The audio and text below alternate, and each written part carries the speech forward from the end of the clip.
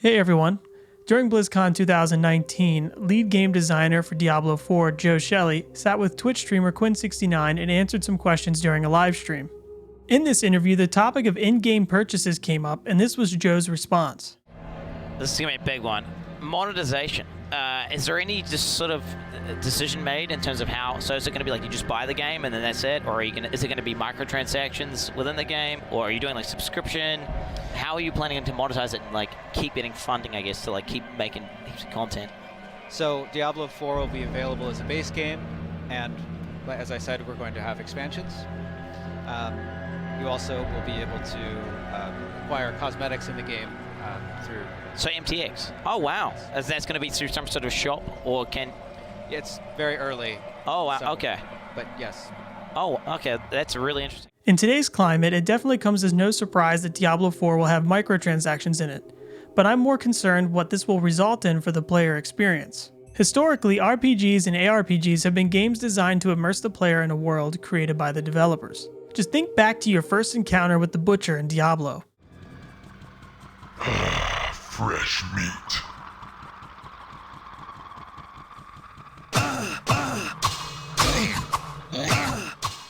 I know that for 8-year-old me, this was an unforgettable experience.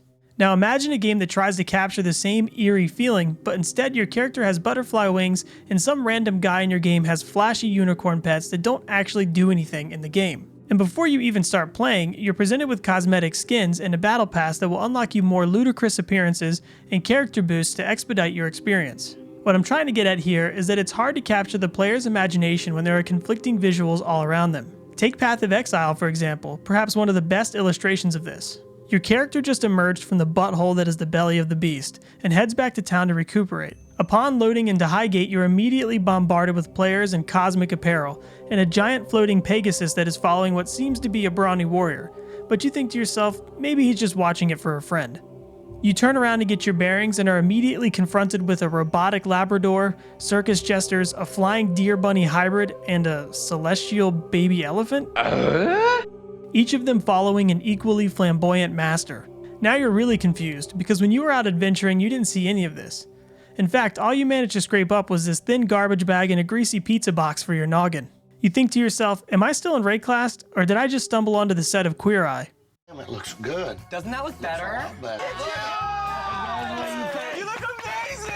Oh my god. Before we start talking about Diablo 4, I think it's important that we discuss Path of Exile's microtransaction system, because PoE and PoE 2 will be D4's biggest competition on launch. Now before I get a bunch of hate comments telling me that Path of Exile is free to play and they need to make their money somehow, let me just say I totally understand that. But this doesn't explain the absurd prices for not only armor skins, but also for pets, portals, skill effects, and even individual hideout decorations. On top of this, they also have loot boxes, which are considered to be one of the most insidious microtransactions to be added into video games. Let's just look at one example of their wonderful MTX system. Here we have the Clockwork Golem skin that can be used on any Elemental, Chaos, or Stone Golem. This skin can be purchased for around $12, but if you have no points on your account, then you'll have to spend at least $15 to buy it. Lucky for you, Grandma just gave you enough money for your birthday to afford this skin, and since you're playing a golem stacking elementalist, you decide to pull the trigger. Now you're all excited and thinking to yourself, sweet, I can't wait to use this new skin on all my golems and show my friends how badass I am. You go to apply the skin to your first golem and it works like a charm. Then you go to add it to your next golem, but the skin doesn't show up for some reason. At first you think it's some sort of mistake or maybe you're doing something wrong, but nope. The developers of Path of Exile want you to buy the same skin multiple times. And if that wasn't enough, they also have quality of life purchases that in most games would be considered pay to win. And personally, I think they could be considered just that, pay to win. Stash tabs that neatly organize your currency, fragments, and maps give a clear advantage over players that do not have these things, especially players that want to be competitive in any way on a fresh league start. There is also the constant flow of new currencies and crafting materials being added into the core game, and then the developers selling you a tab to organize these materials rather than adding additional functionality to the ones that players have already purchased. And for the icing on the cake, players can't even sell their own items without purchasing a premium tab. At least not efficiently anyway. So essentially a large part of the game's experience is off limits to you unless you spend money. All the while the game exists under the guise of free to play when it should really say free to play but pay to enjoy. And look, I know it sounds like I hate Path of Exile, but that's not the case. I just think that their monetization practices are some of the most disgusting and egregious examples that players are willing to put up with. And why are players willing to deal with it? Because their game is good. Sure, it has its downsides, but GGG routinely adds new content to PoE every 3 months. And they are in the process of working towards Path of Exile 2, so players know that it's going to get even better in the future. But just because a game is fun and doing well, does that mean it's okay for them to financially abuse their dedicated player base? Because that's who this impacts the most. The players that regularly purchase cosmetics in their game, the die-hard fan base, the people that will defend any action that GGG makes. They are the ones who get bent over and taken for a ride. What's even more obnoxious about their shop prices is that they've remained the same even after receiving additional support from Tencent. For those of you who don't know, Tencent became the majority holder in GGG in 2018. And in a post from Chris Wilson himself, he said, "Tencent's agenda is clear, to give us the resources to make Path of Exile as good as it can be." Then why, with one of the richest companies in the world supporting them, are players still paying $40+ for armor skins? And there's one simple answer to that. It's because people are willing to pay it, especially if they believe it directly supports the development of a game that they love. And even more so if they have some twisted idea fed to them like the game is free to play, which, as I've stated before, it really isn't. GGG could still make more than enough money to develop their game if they lowered their prices and made some quality of life changes to how their skins and tabs function. And honestly, I think there's potential for them to make even more money because people would be more willing to part with $5 for a Portal skin rather than 15 or 20. But they won't lower their prices because there is never enough money to be made. And this is a philosophy that we can see across many game titles and major gaming corporations such as Activision Blizzard. I know that I've been sort of ranting here, but before we jump into how this all relates to Diablo 4, I would like to briefly touch on Activision Blizzard's ideas for monetization across some of their titles.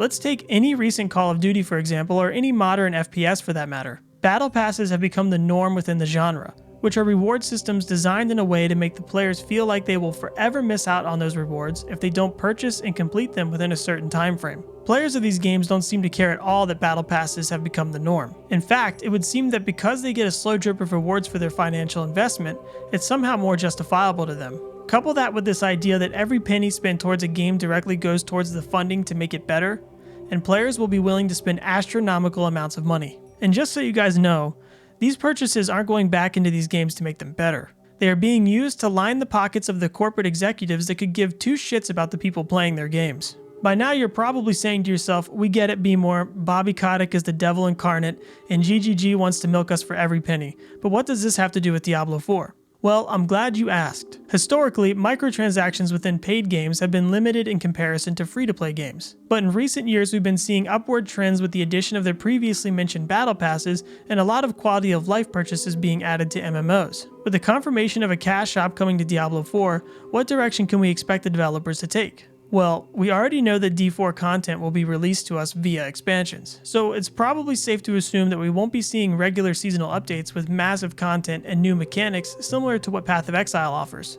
And if players already have to buy the base game and then purchase expansions when they come out, they would be less willing to accept a similar monetization practice that GGG have adopted. On the other side of the coin, we have a game like World of Warcraft that charges you for the base game, makes you pay a monthly subscription fee, and you still have to buy every expansion that comes out. Because of this, they have kept their in-game shop relatively limited, most likely to avoid any outrage from their player base. So in my opinion, I think we can expect a mix of the two in Diablo 4, where there will be limited number of mounts, armor, and weapon skins, but after seeing what GGG can get away with, they will most likely add in things like portal skins, skill MTX, and giant ugly pets that make other players lose frames when approaching a town. They could even adopt a battle pass approach in conjunction with a cash shop to maximize their profits.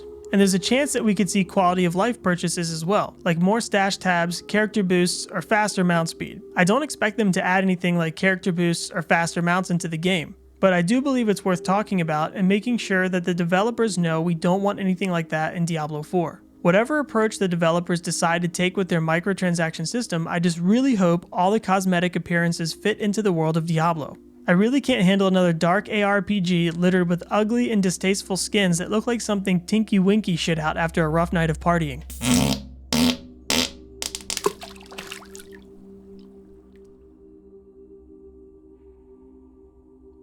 Which brings us back to the opening of this video, conflicting visuals. Seeing as how the Diablo franchise has made a name for itself with its horror and dark fantasy vibes, it would feel out of place and sloppy to have skins that don't fit those themes. You could argue in a game like Path of Exile that it's not that big of a deal because you only see players in towns or when you're trading. And you could say if you don't like them, then don't buy them. But in Diablo 4, they are creating an open world MMO-esque experience. So you will be forced to see other players running around the world with whatever appearance they choose to be wearing. If the developers do go down the route of adding appearances that don't fit the theme of D4, then I really hope they at least add in a feature that lets us turn off other players' MTX. I doubt they would do this though, because I believe half the reason people even purchase appearances is to show them off to other players in the first place. So I don't see them adding in a feature that would discourage players from spending money. And please, for the love of Christ, no more cosmetic pets. Am I the only person that can't stand cosmetic pets being in an RPG game?